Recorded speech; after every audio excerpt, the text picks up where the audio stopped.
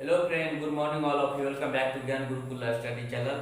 मैं बीके मंडल, आपका अपना यूट्यूब चैनल ज्ञान गुरुकुल स्टडी चैनल में आप लोग को स्वागत करता हूं मित्रों। बहुत बहुत स्वागत करता हूं। कैसे हैं मित्रों आप लोग? अच्छे होंगे आप लोग भी। चलिए, तो साइकोलॉजी एंड पैडागोजी में जो है आप लोग को चल रहा है, अभी अधिगम चल रहा है। तो अधिगम पर कुछ जो है चर्चा करते हैं। तो अधिगम का आज जो चर्चा करते हैं मित्रों, सबसे पहले चर्चा करते हैं जो अधिगम के का स्वरूप अथवा प्रकृति। अधिगम चल रहा है। अधिगम तो मतलब था, आप लोग जानते हैं मित्रों, मतलब सीखना। सीखना होता है जिससे आप कोई चीज सीखते हैं, उससे आपको क्या होता है, जब व्यवहार में परिवर्तन होता है, वही तो अधिगम है। परिभाषाएं कल पढ़े, अधिगम के पिछले क्लास में विशेषताएं पढ़े हैं। और चलिए आज जो है नेक्स्ट बिंदु पर चर्चा करते हैं। नेक्स्ट पॉइंट क्या है, इस पर चर्चा करते हैं मित्रों। आज का नेक्स्ट पॉइंट है सीखने का स्वरूप अथवा प्रकृति। सीखने का स्वरूप अथवा प्रकृति क्या सब होता है, मतलब आप अधिगम करते हैं, अधिगम के प्रकृति क्या है, स्वरूप कैसा है, उस पर चर्चा करते हैं मित्रों। तो अधिगम के स्वरूप के बारे में दृष्टिकोण, मतलब अधिगम के स्वरूप के बारे में अलग अलग प्रकार के मित्रों क्या है, दृष्टिकोण है। विभिन्न प्रकार के जो दृष्टिकोण है उस दृष्टिकोण पर चर्चा करते हैं। पहला है व्यवहारवादी दृष्टिकोण। व्यवहारवादी दृष्टिकोण में क्या सब होता है, व्यवहारवादियों का विचार यह है कि अधिगम अनुभव के परिणाम के तौर पर व्यवहार में परिवर्तन और व्यवहार में परिवर्तन नाम है। मनुष्य तथा दूसरे प्राणी वातावरण से कुछ सीखने का प्रयत्न करते हैं। मतलब व्यवहारवादी दृष्टिकोण मित्रों ये कहता है, व्यवहारवादियों का विचार यह है कि अधिगम अनुभव के परिणाम के तौर पर व्यवहार में परिवर्तन का नाम है। मतलब अनुभव जो है आपको क्या है, मतलब अनुभव के परिणाम के तौर पर आपको क्या होता है, व्यवहार में परिवर्तन होता है। आप किसी कार्य के अनुभव प्राप्त करते हैं, तो जब किसी कार्य के अनुभव प्राप्त करते हैं तो उसके बाद आपको क्या हो जाता है, व्यवहार में परिवर्तन आ जाता है। और व्यवहार में परिवर्तन आ जाता है तो व्यवहार में परिवर्तन नाम है। मनुष्य तथा दूसरे प्राणी वातावरण से भी कुछ सीखने का क्या करते हैं मित्रों, प्रयत्न करते हैं। आप इस चीज पर चर्चा करते हैं, मतलब अनुभव के परिणाम व्यवहार में परिवर्तन नाम है। अब मान लीजिए कोई जो है डॉक्टरी का पढ़ाई कर रहा है, एमबीबीएस का पढ़ाई कर रहा है। मान लीजिए वो एक डॉक्टर बन जाते हैं तो उसको क्या हो जाता है, अनुभव हो जाता है। अनुभव के परिणाम के तौर पर उसके व्यवहार में परिवर्तन आ जाता है। और व्यवहार का परिवर्तन नाम है, क्योंकि एक डॉक्टर हो गया और उसके बहुत सारे व्यवहार में परिवर्तन हो जाते हैं, ठीक ना। किसी को इलाज करना, किसी को इंजेक्शन लगाना, किसी को ऑपरेशन करना, मतलब इस तरह से पहले ये सब व्यवहार तो उसके पास था नहीं। पहले अगर कोई डॉक्टर है और उसके डॉक्टरी पढ़ाई से पहले जो वो व्यक्ति जो है उसका तो इस तरह से कोई व्यवहार था नहीं, व्यवहार में परिवर्तन तो नहीं हुआ था। अगर वो पढ़ाई कंप्लीट करने के बाद अगर वो डॉक्टर बन जाते हैं मित्रों, तो उसमें क्या हो जाता है, मतलब उसके व्यवहार में क्या हो जाते हैं, परिवर्तन हो जाते हैं। मतलब अनुभव से क्या, अनुभव के परिणाम के तौर पर क्या हो जाता है, व्यवहार में परिवर्तन हो जाता है। और जिसके फलस्वरूप वो क्या करते हैं, लोग को दवा करते हैं, इलाज करते हैं, इंजेक्शन लगाते हैं और ऑपरेशन करते हैं। मतलब विभिन्न प्रकार की क्रियाएं डॉक्टर के द्वारा संपादित होती है मित्रों। तो क्या होता है, मनुष्य तथा दूसरे प्राणी जो भी है वातावरण से क्या करते हैं, कुछ सीखने का प्रयत्न करते हैं। वातावरण से क्या करते हैं मित्रों, कुछ न कुछ जरूर सीखने का क्या करते हैं मित्रों, प्रयत्न चलते हैं। अब सीखने का प्रयत्न कैसे करते हैं, मान लीजिए अभी जो है कोरोना वायरस का प्रकोप चल रहा है, मतलब कोविड-19 जो है वैश्विक महामारी है। और इसके चलते लोग वातावरण से क्या सीखते हैं, अभी मास्क पहनना, हाथ में ग्लव्स लगाना, बाहर से आने के बाद घर में हाथ धोना, अच्छी तरह से साबुन से हाथ साफ करना, मतलब क्या हो जाता है, ये जो हमारा वातावरण है, तो वातावरण से, ये हमारा जो वैश्विक महामारी का वातावरण है, इस वातावरण से हम लोग कुछ सीखते हैं। अधिकतर घर में रहना, सोशल डिस्टेंस का नियम का पालन करना, सोशल डिस्टेंस रूल को मेंटेन करना, मतलब जो जिस आदमी को नहीं जानते हैं, अपरिचित व्यक्ति से क्या करते हैं, उससे दूरी बनाए रखते हैं। ये सब क्या करते हैं हम लोग, ये जो अभी जो वातावरण है, ये वैश्विक महामारी का, कोविड-19 का, तो उससे हम क्या करते हैं मित्रों, कोविड-19 ये जो महामारी, वैश्विक महामारी, इस महामारी से क्या करते हैं मित्रों, हम लोग कुछ ना कुछ क्या करते हैं, सीखते हैं। मतलब इस वातावरण से हम लोग को ये सिखा दिया है, जो आपको सोशल डिस्टेंस नियम का पालन करना ही पड़ेगा, मास्क पहनना ही पड़ेगा, आप कहीं आते हैं तो हाथ अच्छी तरीके से धोना पड़ेगा, आपको सैनिटाइज होना ही पड़ेगा। तो मतलब ये क्या हुआ, वातावरण से हम लोग क्या करते हैं मित्रों, कुछ सीखे हैं। तो वातावरण से क्या हो जाता है, कुछ ना कुछ मित्रों क्या करते हैं, सीखते हैं। तो वातावरण से कुछ ना कुछ सीखते हैं। तो ये आपका क्या था, व्यवहारवादी दृष्टिकोण।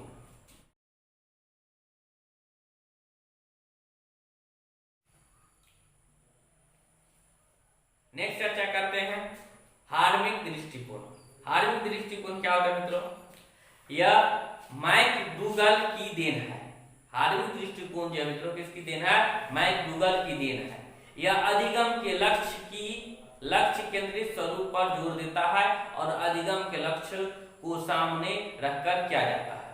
यह धार्मिक दृष्टिकोण जो मित्रों, यह क्या है, मैकडूगल की देन है।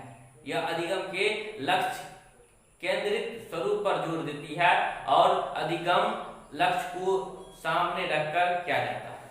मतलब ये जो धार्मिक दृष्टिकोण जो है वो क्या करता है, ये लक्ष्य, अधिगम जो लक्ष्य को केंद्रित करते हैं।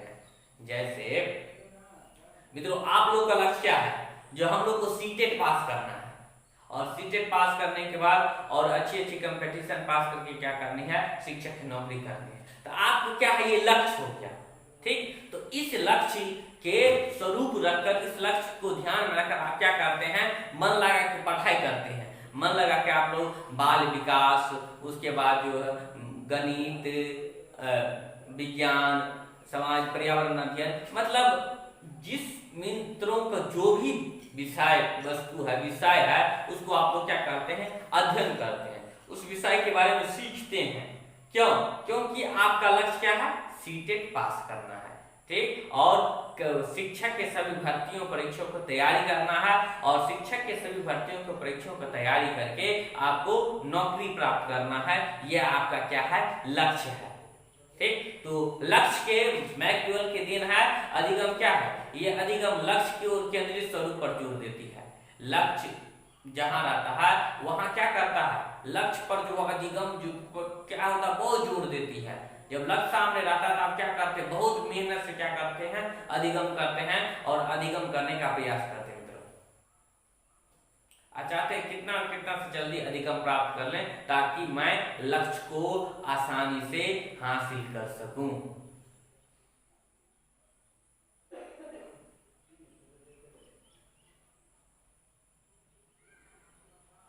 चलिए मित्रों नेक्स्ट पॉइंट पर चर्चा करते हैं। नेक्स्ट पॉइंट है प्रयत्न तथा भूल दृष्टिकोण। प्रयत्न तथा भूल दृष्टिकोण, यह दृष्टिकोण थॉर्नडाइक देन है, मतलब थॉर्नडाइक के देन है। उसने बिल्लियों, कुत्तों तथा मछलियों पर बहुत से प्रयोग करके निष्कर्ष निकाले कि वे प्रयत्न तथा भूल से बहुत कुछ सीखते हैं। मतलब प्रयत्न तथा भूल के दृष्टिकोण ये जो है थॉर्नडाइक के देन है। उनका कहना ये है, जो आप प्रयत्न करेंगे, प्रयास करेंगे, भूलेंगे तो वह क्या करेंगे, आप उससे क्या करेंगे, बहुत कुछ सीखते हैं, बहुत कुछ सीखते हैं उससे।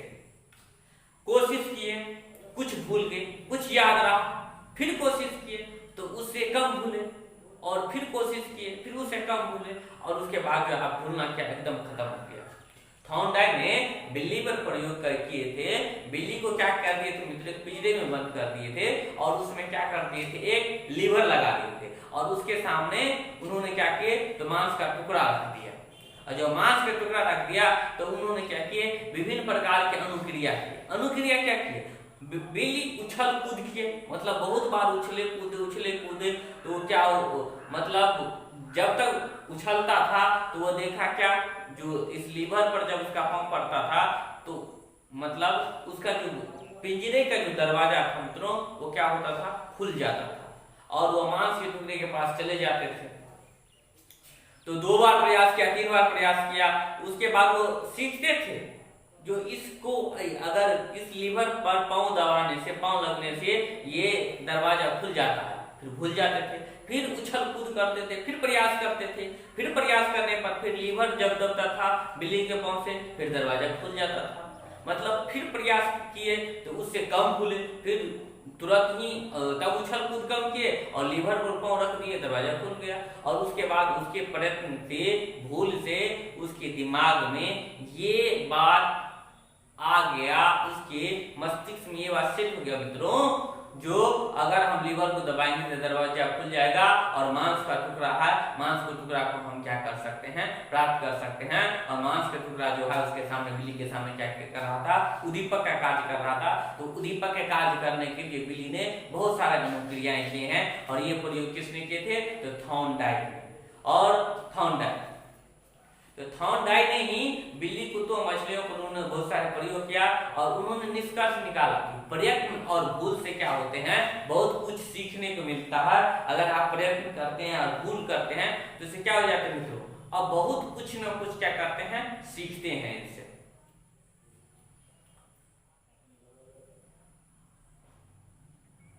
चलिए नेक्स्ट पॉइंट पर चर्चा करते हैं मित्रों।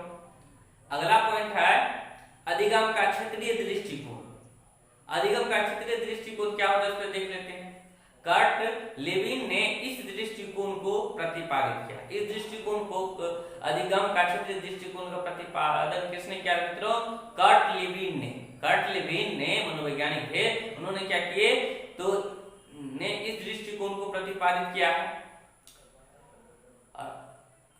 और उसने लिखा है कि अधिगम की परिस्थिति का प्रत्यक्ष ज्ञानात्मक संगठन है और सीखने में प्रेरणा का महत्वपूर्ण हाथ है। मतलब उनका कहना है अधिगम क्षेत्रीय दृष्टिकोण का ये मतलब हो जाता है, अगर आपको परिस्थिति का क्या है, प्रत्यक्ष ज्ञानात्मक संगठन है। अगर आपके पास कोई कठिनाई आती है तो आपको उसे क्या हो जाता है, ज्ञान बढ़ता है। अगर आप मान लीजिए गणित विषय पढ़ते हैं, कोई अगर सवाल आप बनाते हैं तो आपको क्या हो जाता है, समस्या उत्पन्न होती है और समस्या उत्पन्न होने के बहुत सारा सवाल आपसे नहीं बनता है, लेकिन जब आपके पास वो परिस्थिति उत्पन्न हो जाता है तो आप उससे सीखते हैं।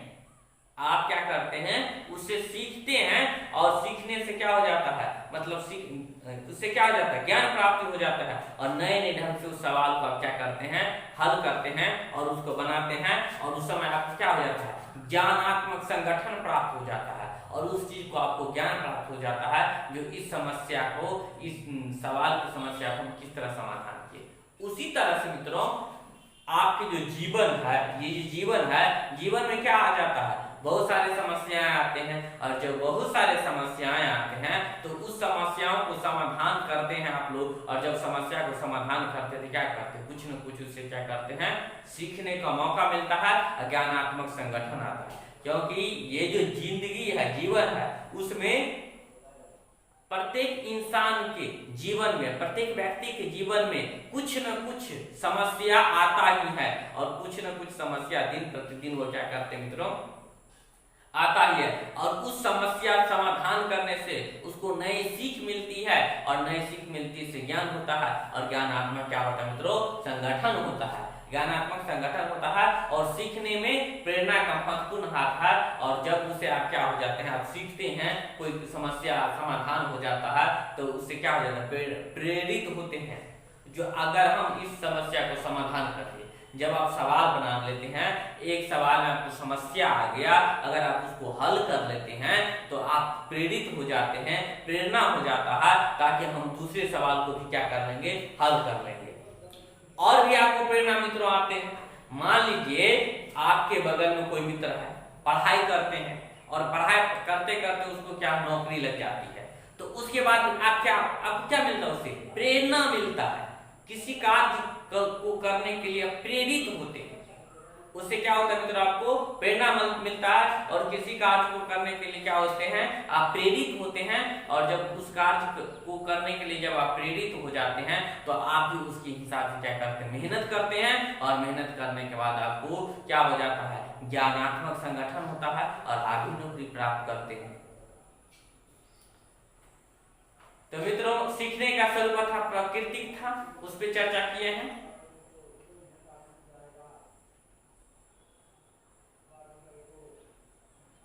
चलिए नेक्स्ट बिंदु पर चर्चा करते हैं। अगला बिंदु है अधिगम के भेद। अधिगम के भेद पर चर्चा करते हैं मित्रों। अधिगम के 3 भेद होते हैं। अधिगम के 3 भेद होते हैं, गत्यात्मक अधिगम, वाचिक अधिगम और संकेत अधिगम। तो गत्यात्मक अधिगम, वाचिक अधिगम, संकेत अधिगम, अधिगम के 3 भेद होते हैं मित्रों। अधिगम के कितने भेद होते हैं, 3 भेद होते हैं। अब इन सभी भेदों को क्या करते हैं मित्रों, चर्चा करते हैं क्या क्या होता है। चलिए गत्यात्मक अधिगम पर चर्चा करते हैं। जब व्यक्ति शारीरिक क्रिया करते हुए सीखता है उसे गत्यात्मक अधिगम कहते हैं। जब व्यक्ति शारीरिक क्रिया करते हुए कोई कार्य सीखते हैं उसे गत्यात्मक अधिगम कहते हैं। मान लीजिए कोई व्यक्ति शारीरिक क्रिया का फलस्वरूप उन्होंने कार चलाना सीख लिया, गाड़ी चलाना सीख लिया, तो अब क्या है, शारीरिक क्रिया के परिणाम स्वरूप आप कुछ सीखे हैं, अधिगम प्राप्त किए हैं। तो शारीरिक क्रिया से आप जो कुछ सीखते हैं, जो अधिगम प्राप्त करते हैं, वो कौन से अधिगम है मित्रों, गत्यात्मक अधिगम है। गत्यात्मक अधिगम है, गत्यात्मक अधिगम है। अगला है वाचिक अधिगम। वाचिक अधिगम में मित्रों क्या हो जाता है, जब व्यक्ति अंकों, शब्दों और संकेतों के माध्यम से उसे सीखते हैं, उसे क्या कहा जाता है, वाचिक अधिगम कहते हैं। उसे वाचिक अधिगम कहते हैं। उसे वाचिक अधिगम कहते हैं मित्रों। जब क्या करते हैं, जब कोई व्यक्ति अंकों, शब्दों और संकेतों के माध्यम से सीखते हैं उसे वाचिक अधिगम कहते हैं, उसे वाचिक अधिगम कहते हैं। नेक्स्ट है संकेत अधिगम। संकेत अधिगम के मतलब क्या होते हैं, अब संकेत के माध्यम से सीखते हैं उसे संकेत अधिगम कहते हैं। मान लीजिए आप जो है बाइक लेके ट्रैफिक सिग्नल पे जाते हैं, वहां 3 कलर की लाइट जलती है, रेड। तो रेड का मतलब क्या हो जाता है, रुक जाना। येलो का मतलब क्या हो जाता है, तैयार हो जाना। और ग्रीन का मतलब होता है जाना। तो आप लोग इससे ये पता चल जाता है, आप ये संकेत हुआ। इस संकेत जब आप ट्रैफिक सिग्नल पे जाते, जहां ट्रैफिक है वहां देखते हैं, ट्रैफिक सिग्नल के पास जब रेड लाइट जल जाता था, आप क्या हो जाते हैं, बाइक लेके रुक जाते हैं। आपको संकेत मिल गया ये रुकना है।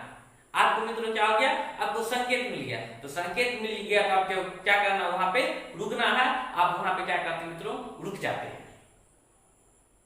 जब रेड येलो लाइट जल जाता है तो आप क्या हो जाते हैं, तैयार हो जाते हैं। गाड़ी को स्टार्ट कर करके आप जो है एक्सीलेटर देते रहते हैं और आवाज मतलब गाड़ी करता रहता है, बाइक करता रहता है।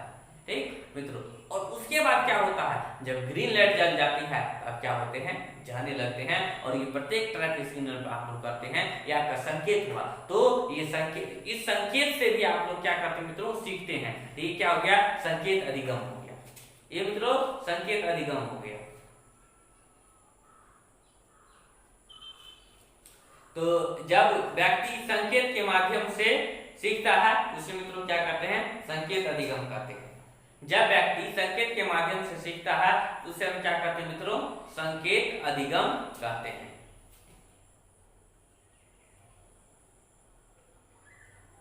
तो कौन कौन मित्रों अभी जो है अधिगम के भेद पढ़े हैं, गत्यात्मक अधिगम, वाचिक अधिगम, संकेत अधिगम। गत्यात्मक अधिगम के मतलब आप लोग जानते हैं, जो शारीरिक क्रिया के गति के फलस्वरूप जो हम अधिगम प्राप्त करते हैं उसे हम क्या कहते हैं, गत्यात्मक अधिगम कहते हैं।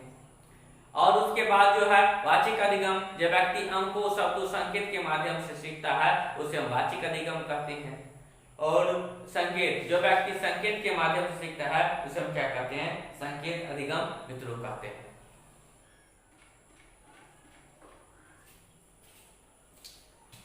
मित्रों अब है कुछ और बिंदु पर चर्चा करते हैं। अधिगम की प्रक्रिया, process of learning. Process of learning क्या होता है उस पर चर्चा करते हैं। पहला है अभिप्रेरणा, मोटिवेशन। अगर आप अपने जीवन में किसी कार्य के प्रति अभिप्रेरित होते हैं तो आप अधिगम प्राप्त करते हैं और अधिगम प्राप्त करके अपने जीवन में सफल नागरिक बन पाते हैं। किसी कार्य से आप क्या हो जाएगा मित्रों, अगर अभिप्रेरित होते हैं, अभिप्रेरणा मिलता है, उस कार्य को आप क्या करते हैं, इतना अधिगम करते हैं, इतना अधिगम करते हैं, उस कार्य में सफलता हासिल कर लेते हैं। मान लीजिए अगर आपके पुरुष में कोई आपके दोस्त है, उसकी नौकरी लग जाती है, क्यों?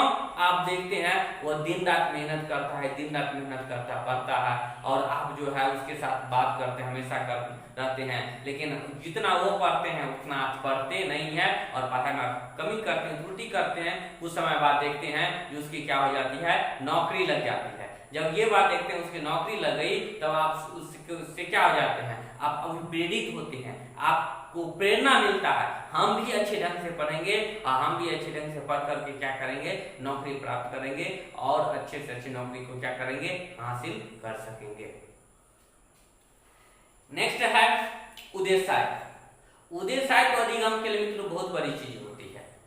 जब तक उद्देश्य नहीं होता है तब तक अधिगम सही रूप से कोई नहीं कर पाते हैं। लक्ष्य, इसको गोल कहते हैं। मान लीजिए आप लोग के सामने क्या उद्देश्य है, सीटेट पास करना, सीटेट में अच्छा अंक प्राप्त करना, यह आपका क्या है, उद्देश्य है। तो इस उद्देश्य को प्राप्त करने के लिए आप लोग क्या करते हैं, दिन रात मेहनत करके आप लोग क्या करते हैं, मतलब सीटेट के लिए अधिगम करते हैं। ठीक, सीटेट के लिए आप सीखते हैं, उसके आपको जो विषय वस्तु उसको क्या करते हैं, सीखते हैं। तो ये उद्देश्य हो गया। मान लीजिए किसी व्यक्ति को कहीं भी नौकरी प्राप्त करना है तो उसके लिए क्या करते हैं, दिन रात मेहनत करके उसे क्या करते हैं, मतलब ये क्या उद्देश्य हो गया। तो उससे क्या हो जाए, अधिगम प्राप्त करते हैं। मान अभी जो है वैश्विक महामारी का सीजन है, कोविड-19 का। इस कोविड-19 का जब महामारी का सीजन है, उस समय बहुत सारे हमारे देश के वैज्ञानिक, डॉक्टर, रिसर्चर सब क्या लगे हैं, मतलब इसके वैक्सीन की खोज में लगे हैं। और वैक्सीन की खोज में ये क्या है, उद्देश्य है, गोल है, गोल। और ये क्या है, आपको गोल है, उद्देश्य है। और इस उद्देश्य में क्या करते हैं, बहुत सारे दवा को क्या करते हैं, रिसर्च करते हैं, क्लिनिकल ट्रायल करते हैं और उस बहुत सारे दवा को खोज करते हैं। ये क्या उद्देश्य होता है, और उससे क्या करते हैं, वो अधिगम को प्राप्त करते हैं। उससे क्या होता है मित्रों, उसको बड़े बड़े वैज्ञानिक, डॉक्टर सबको क्या मिलता है, अधिगम को प्राप्ति मिलता है और अधिगम करते हैं, तब वो क्या करते हैं, उसमें वो सफलता हासिल करते हैं। नेक्स्ट है बाधा। बाधा तो आता है, आप कोई भी कार्य कीजिएगा तो बाधा आता है। आप किसी अगर आप बताएं, आप जो गणित विषय पढ़ रहे हैं, तो जब आप गणित विषय पढ़ रहे हैं तो गणित विषय पढ़ते पढ़ते आप कुछ समय के बाद देखते हैं उस सवाल पे आप रुक जाते, क्यों? क्योंकि वहां पे आपको बाधा उत्पन्न हो गया। तो बाधा उत्पन्न हो जाता, आप क्या करते हैं, उसको हल करते हैं, समस्या को समाधान करते हैं और उस बाधा को दूर करने के बाद क्या करते हैं, मतलब अधिगम प्राप्त करते हैं, जो इस सवाल को हम किस ढंग से, किस तरीके से, किस मेथड से, ताकि मैं हल कर पाया हूं। इसी प्रकार आपके जो जीवन है, तो जीवन में विभिन्न प्रकार की क्या होती है, बाधाएं आती है। और जब जीवन में विभिन्न प्रकार की बाधाएं आती है तो उस बाधाओं को, समस्या को क्या करते हैं, आप समाधान करते हैं। और जब समस्या का समाधान करते हो हैं तो उससे भी आप क्या करते हैं मित्रों, कुछ न कुछ क्या करते हैं, सीखते हैं। और जब कुछ न कुछ सीखते हैं तो उससे क्या होता है, आपको अधिगम की प्राप्ति होती है। तो बाधा जो है, बाधा से भी आपको कुछ न कुछ सीख मिलता है। अगला पॉइंट है विभिन्न अनुक्रियाएं, वेरियस रिस्पॉन्स। आप क्या करते हैं, अधिगम करने के लिए विभिन्न प्रकार की अनुक्रियाएं करते हैं। मान लीजिए आप सीटेट जो है, सीटेट आपको पास करना है, उसके लिए क्या करते हैं, विभिन्न प्रकार की अनुक्रियाएं करते हैं। आपका जो विषय है, सारे विषय की तैयारी करते हैं।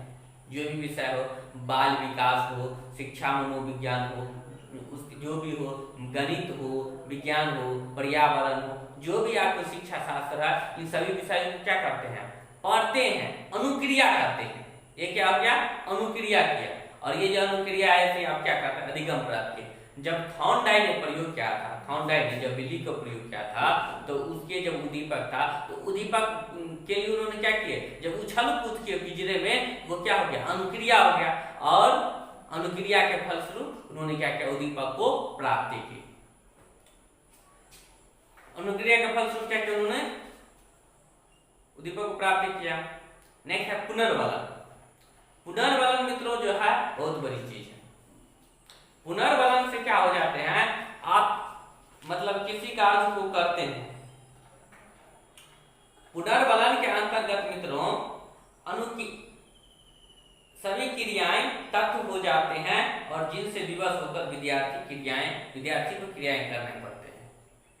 मतलब आपको शिक्षक का अनुदेश मिलता है, और परिवार सामाजिक रीति रिवाज मिलता है, परिवार का आदेश मिलता है, अपना भी इच्छा रहता है, उसके लिए आप क्या होता है? पुनर्बलन मिलता है। और पुनर्बलन के फलस्वरूप आप जो है विभिन्न प्रकार के अनुक्रिया क्रिया को संपादित करते हैं, और क्रिया को संपादित करने के बाद आप क्या करते हैं? पुनर्बलन होता है, और जिससे अधिगम प्राप्त होता है और अपने लक्ष्य को प्राप्ति करते हैं।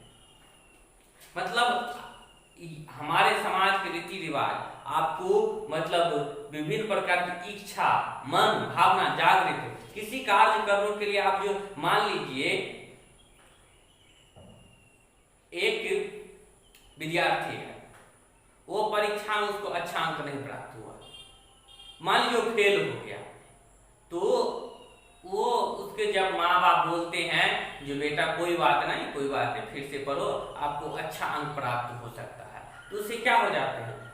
उस विद्यार्थी को पुनर्बलन मिलता है। और जब उस विद्यार्थी को पुनर्बलन मिलता है, तो पुनर्बलन के फल से विद्यार्थी मेहनत करता है, इतना मेहनत करता है, और उस बहुत अच्छा अंक से क्या करते हैं? वो पास करते हैं, ठीक ना, और अधिगम प्राप्त करते हैं, और उससे क्या बहुत अच्छा अंक प्राप्त करते हैं, और बहुत अच्छे से पास करते हैं वो। ये आपको पुनर्बलन हो गया। अब नेक्स्ट है एकीकरण एवं सामान्यीकरण। एकीकरण एवं सामान्यीकरण मित्रों क्या हो जाता है? तो एकीकरण सामान्यीकरण का मतलब हो जाता है आपको पूर्व ज्ञान और नवीन ज्ञान दोनों को जोड़कर जो आप अधिगम प्राप्त करते हैं, जिस समस्या को समाधान करके वो सीखते हैं, वो आपको क्या है? एकीकरण एवं सामान्यीकरण। पूर्व ज्ञान, नवीन ज्ञान को अनुभव करके क्या करते हैं? जो आप कुछ सीखते हैं, तो वो क्या हो जाता है? आपको ये अधिगम करते हैं, समस्या का समाधान करते हैं, समस्या का समाधान करके अधिगम करते हैं। ये आपका एकीकरण एवं सामान्यीकरण हो गया।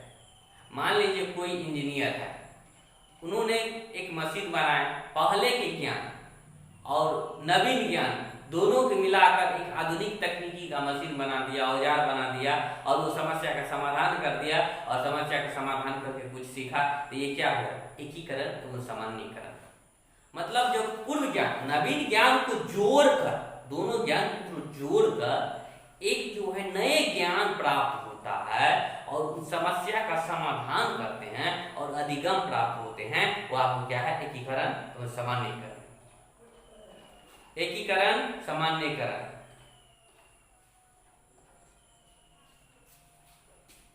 मित्रों प्लीज इस चैनल को आप लोग लाइक शेयर सब्सक्राइब जरूर कीजिएगा।